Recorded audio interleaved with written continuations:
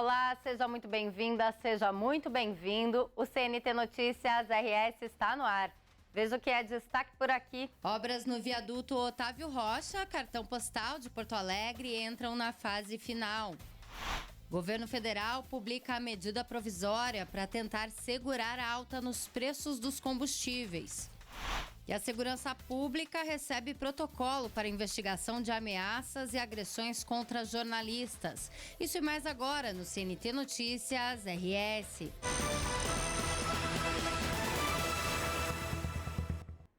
Um dos lugares mais icônicos da capital volta a ser aberto ao público depois de 4 anos de obras. Um dos cartões postais de Porto Alegre, o viaduto Otávio Rocha, deve ter a revitalização concluída em breve. O local começou a ser restaurado em 2022, com previsão do fim das obras em 2024, mas sucessivos atrasos fizeram com que a estrutura só fosse liberada nesta semana. De acordo com a Secretaria Municipal de Obras e Infraestrutura, o maior desafio foi respeitar as características históricas do viaduto, construído entre 1928 e 1932. Quando o intendente Otávio Rocha, que era o prefeito da época, quis iniciar essa obra, ela queria transformar Porto Alegre na Nova Paris, com monumentos assim bastante icônicos, uma iluminação pública marcante, e é isso que a gente tem aqui no viaduto. Então a gente traz o aspecto histórico, trazendo para a modernidade, como é uma melhor acessibilidade, uma melhor estrutura, infraestrutura e também preservado o patrimônio. Tu tem que compatibilizar o uso do espaço com a obra, claro, também é um grande desafio. E durante esse período nós tivemos 23 tentativas de vandalismo. Só que agora toda a cobertura do Cirex ela é coberta por um material chamado hidrofugante, que permite que a gente, com uma cera, digamos assim, e um lava-jato, a gente remova todas as pichações. O viaduto Otávio Rocha é um dos únicos da cidade pensado também para pedestres. A última restauração tinha sido em 2001. A nova intervenção recuperou escadarias e o piso externo e incluiu escadarias internas. Essa obra ela ainda tem algumas coisas a serem feitas. Por exemplo, os postes precisam de atenção, os parklets em frente às lojas não foram entregues e há uma expectativa muito grande na entrada de funcionamento das escadas, que estão fechadas há décadas, né? Então a gente está aguardando esse approach final, esse momento final, para ver o resultado de fato. Os 29 espaços comerciais vão ser reativados. A gestão vai ser feita por meio de um consórcio que venceu a licitação. A prefeitura, então, busca como recompensa, digamos assim, como remuneração, principalmente a preservação e a ocupação regular desse espaço. Nós tínhamos aqui muito comércio que tinha uma ocupação irregular, ou seja, ou não pagava permissão de uso, ou sequer tinha permissão de uso. Então agora a gente faz uma ocupação regular desse espaço. Todas as lojas têm instalações hidrossanitárias, o que não eram todas que tinham, então todas têm água, têm esgoto. Regularizamos a energia elétrica, regularizamos também a possibilidade de cabeamento de lógica, porque hoje em dia praticamente não existe comércio ou serviço sem ter o acesso à internet, justamente até pelos meios de pagamento. Então tudo isso está regularizado nos espaços comerciais. É um lugar icônico, é um lugar que a cidade valoriza. É um lugar que tem várias camadas históricas da cidade, né? No período da sua construção tinha uma configuração de entorno, ao longo do tempo foram construídos prédios que eram desejados pela cidade. Então é um cartão postal de fato, né? Que a população acompanhe o uso desses espaços e que seja mais um espaço feliz da cidade. No próximo bloco, a gente fala da medida provisória que instituiu um regime emergencial de abastecimento de combustíveis. Fique com a gente.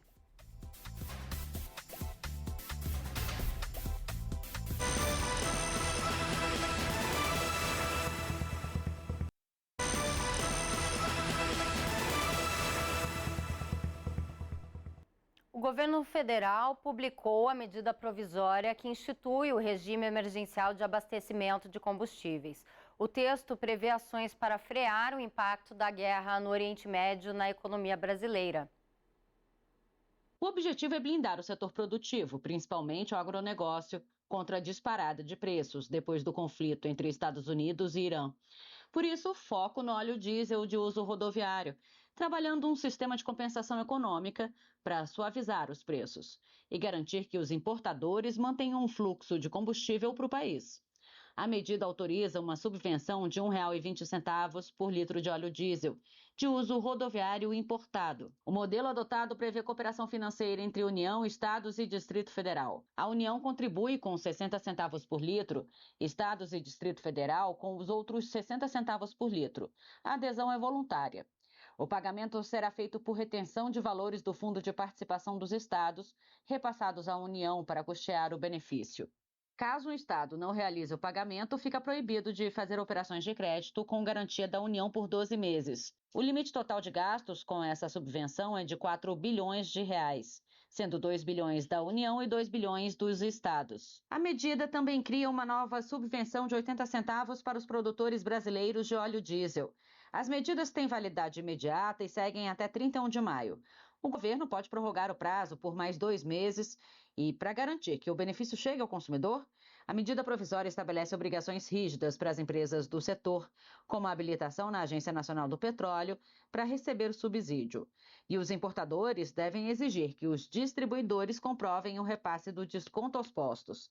A estimativa é que o pacote custe 31 bilhões de reais aos cofres públicos. Passa a ANP a poder, por exemplo, interditar os estabelecimentos. Antes ela tinha o poder apenas de multar. Na medida provisória, ela vai poder interditar em caso de flagrante gravidade. Passa também a ter responsabilidade solidária, como eu disse, para o sócio desse estabelecimento que atente contra a economia popular. O CAD passa a ser informado de forma obrigatória para a apuração da infração à ordem econômica. E as multas passam a ser proporcionalmente agravadas, levando em conta o ganho inadequado à usura do agente econômico. A seguir, 80 jornalistas e veículos de comunicação foram alvos de violência no ano passado. A gente fala sobre um protocolo para investigar e ajudar a prevenir novos casos que afetam diretamente a liberdade de expressão no nosso país.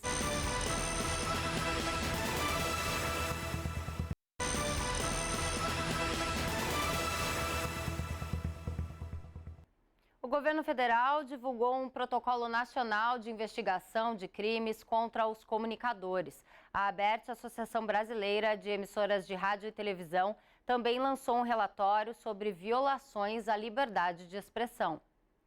O levantamento da ABERT registrou 66 casos de violência não letal, envolvendo pelo menos 80 jornalistas e veículos de comunicação. Uma redução de 9,1% no número de casos e de 5% no total de profissionais vítimas dos ataques. No que diz respeito à violência letal, daí sim, nós não tivemos nenhum caso de assassinato, homicídio praticado contra profissional de comunicação no exercício da profissão no ano de 2025. De acordo com o levantamento, as agressões físicas lideram os registros de violações ao trabalho jornalístico, 39% do total. Foram 26 casos contabilizados, aumento de 11,5%. A região Sudeste liderou o ranking, 38% dos casos. Os políticos ocupantes de cargos públicos foram os principais autores das agressões, seguidos de torcedores ou integrantes de times de futebol. As intimidações estão na sequência com 10 registros, aumento de 40% na comparação a 2024. E pela primeira vez, desde 2019, as detenções também fizeram parte das estatísticas, com 2 casos nas regiões norte e sul do país. Apesar de algumas reduções nos números, os dados apontam também que a cada 5 dias a imprensa brasileira sofre algum tipo de violência, uma situação ainda grave. Nós estamos falando de atentados, nós estamos falando de agressões que foram maiores quando comparamos em relação ao ano de 2024, ofensas, intimidações, que também foi um número maior quando nós fazemos um recorte comparando ao ano de 2024, ameaças, injúrias, censuras, furtos e roubos, detenção e ato obsceno. Então, ainda que seja um número em queda, é um número que nós não podemos comemorar. Os serviços de IA entram nessa análise. Ao longo do ano passado, foram registrados 900 mil ataques contra a imprensa com o uso da tecnologia, o equivalente a quase 2.500 agressões por dia, ou quase 2 por minuto. E as perspectivas são críticas. Temos a preocupante perspectiva de que os números em 2026 tendem a crescer. Não só, obviamente, pela polarização política que se apresenta, mas também por sabermos que em ano eleitoral nós temos um aumento desse nível de ataques à imprensa, por justamente nós percebermos essa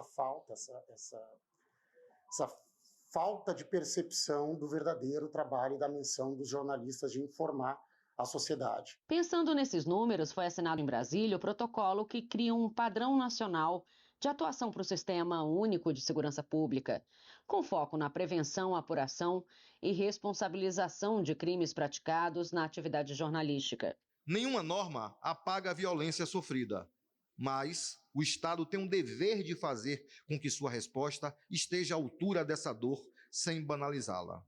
O Estado tem o dever de transformar aprendizado institucional em proteção concreta e de fazer com que cada caso não seja apenas lembrado, mas efetivamente levado a sério. Memória, justiça e não repetição não são fórmulas vazias, são obrigações do poder público. A lógica é clara: ataques a jornalistas não são apenas crimes individuais, mas violações à liberdade de expressão e ao direito à informação, com impacto direto sobre a democracia. O protocolo orienta desde o registro da ocorrência até a condução das investigações, incluindo medidas emergenciais de proteção, coleta qualificada de provas e preservação do sigilo da fonte. O documento foi construído com vários representantes do jornalismo profissional, como a Associação Brasileira de Emissoras de Rádio e Televisão, a ABERT, Repórteres Sem Fronteiras e a Federação Nacional dos Jornalistas, todos em articulação com a sociedade civil. Quando um jornalista é atacado por causa do que investiga, quando o comunicador é silenciado por causa do que denuncia, não é só uma pessoa que sangra, é a democracia que recua, é o espaço público que encolhe, é a sociedade inteira que perde o direito de saber. O CNT Notícias RS termina por aqui. Eu te encontro no próximo jornal. Até mais.